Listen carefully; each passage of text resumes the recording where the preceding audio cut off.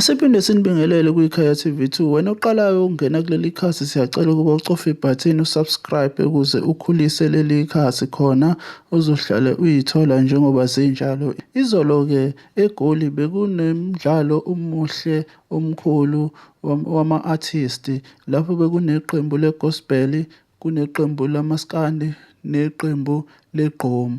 Lapho-ke iqembu lamaskandi kanye neqembu le-gospel bafake isimangalo, kodwa-ke labuye lasihoxisa-ke isimangalo seqembu lamaskandi. Kwase kusala-ke ele qembu le-gospel lapho-ke kugcine sekumiswe umdlalo ngenxa yokuthi uDomim Kokstad akavumanga. Awukuzizwele-ke bezikhulumela-ke okapteni lapho, nangu-ke uKhuzani. Into eke yaba khona kube nama-team okuyi-hip hop abadlale nge-player ibingekho ingasubmithwanga, so uMaskandi wase uyi-dispute after i-game ukuthi ama-rules ale tournament athi you are not supposed to play with someone ongekho registered because we submit the list before. So uMaskandi wayewaba ne-dispute, therefore i-hip hop was supposed to be disqualified from this tournament. So the second game, i-Gqomu, i-gospel was disputing indaba yeGqomu ukuthi they did not play with a female player. Therefore, babona ukuthi i-Gqomu must be disqualified.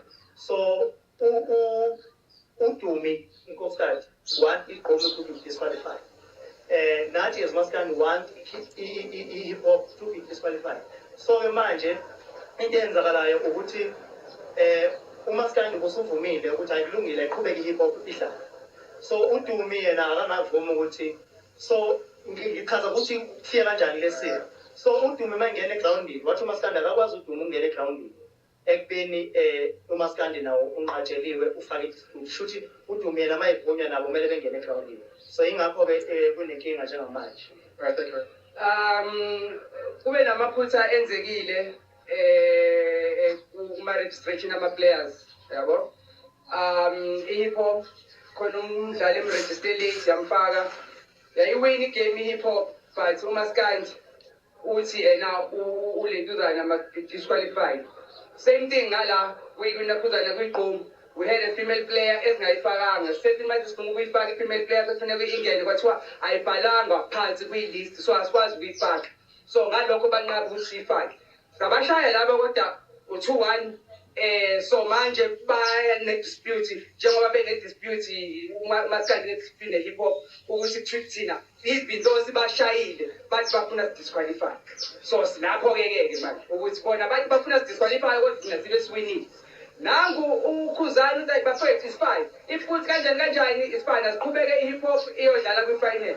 uDumi ngala uyanqaba ukuthi thina siqhubeke siyodlala kwi-final for the sake of this fans here. So njengamanje sikwi-deadlock ngoba nathi iGqomu siwinile, sithi thina makuthi khona iphutha senzile sifinele phela. Yabo ngingazi ukwenziwa njalo weselele ngiyabizwa ube discipline during the week hlale phansi kuthiwa okay wena ufeyile kanje. So thina njengamanje sifila ukuthi it's unfair ukuthi thina twice akube disqualified thina, kodwa naye ne-hip hop la ilezile iphuza nayo kodwa yona izokwazi ukudlala. So kwenzakalani? So kushuthi uDumi mayengavumi ukuthi ama-game aqhubeke shuthi ama-game ayakho. Mfowethu ngicabanga ukuthi iphutha elenzakele njengoba uKhuzani eshilo and hayi ukuthi ama-player lawo bengekho and naye uTira hayi ukuthi intombazane bengafuni ukuyifaka bengabhalwanga phansi. Enye into ekumele uyazi lento is just having fun, akusiyinto eseyisekutheni mfowethu sekumele senze sure ukuthi manje sithola wonke ama-player amaningi senza umculo. Le nto ku-heavy fun nje kwama-artist uyayibona yonke le nto leyo. Umfowethu uDumi kahle kahle nguye umuntu omise nje yonke le nto leyo, uya-understand, ukuthi ayiqhubeki engadlali yena, uya-understand. Kodwa ngokomthetho udliwe and enye into ekumele uyibheke, it's not like uTira bengayifaki intombazane, bethu uyayifaka fani ngenxa yokuthi beyingabhalwanga phansi. Even size kuwe laphayana ucoach uMaskandi bebembhala ukuthi udlala phakathi. So that's why kube nenkinga nje zama-list nani, understand.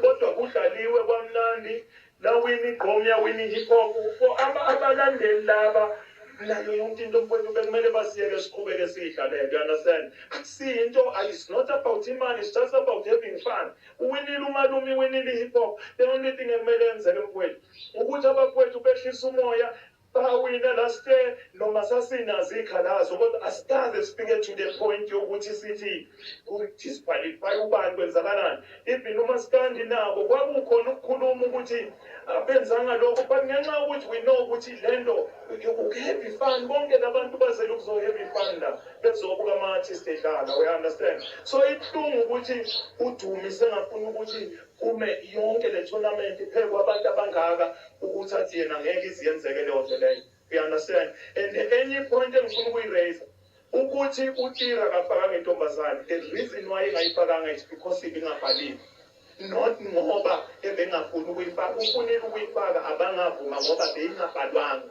uyayi-understand leyo nto leyo. So ukuthi mangabe intombazane ibingabhalwanga akusho phela ukuthi sekumele uTira kuthiwa ukuthi sekumele uTira kuthiwa udliwe ngaleyo nto leyo. Kumele kube ne-fine ukuthi kune-fine engaka uTira azoyithola because asikho professionally, siyayidlala umdlalo nje lo mfowethu. Uyazizwela-ke ukuthi-ke bathini-ke abanye okapteni. uBig Zulu-ke lo okade eqeda manje ukukhuluma. Ake sizwe-ke uDumi Kokstad-ke okuyena-ke omise umdlalo ukuthi-ke uyichaza uthini-ke lento yokumisa umdlalo. Ngiyabingelela bona bonke ababukela emakhaya egameni likaJesu. uDumi Kokstad lo. So we are here sisukele Durban, we come here sizodlala, sasusa abafana emabuko to come and play. And now when we got here, it was Tina as a gospel. This nabadala about 11 aba eligible to play based on ama rules. Kunama rules. I-tournament inama rules achazayo ukuthi kumele kudlalwe kanjani. So one of the rules is the fact that kumele kudlalwe umuntu wesifazane because we're trying to accommodate abantu besifazane. They decided not to follow that rule, one. Number two, uTira says he claims ukuthi uzamele ukufaka intombazane egameni. I-rule ithi intombazane kumele ingene for a minimum of 10 minutes. Minimum, the minimum isincane kumele intombazane idlale for 10 minutes. Bafaka intombazane ngo last 4 minutes. Mind you, they were already leading low game, which puts the gospel at a disadvantage. Secondly, uTira ulethe ama-professional players awu-11. None of them, i-rule ithi ama-players must be ama-artist. Kumele kube ukuthi bayacula banama-album. uTira ulethe abafana abawu-11 abadlala ibhola. Imawo angiphazamisanga So yonke into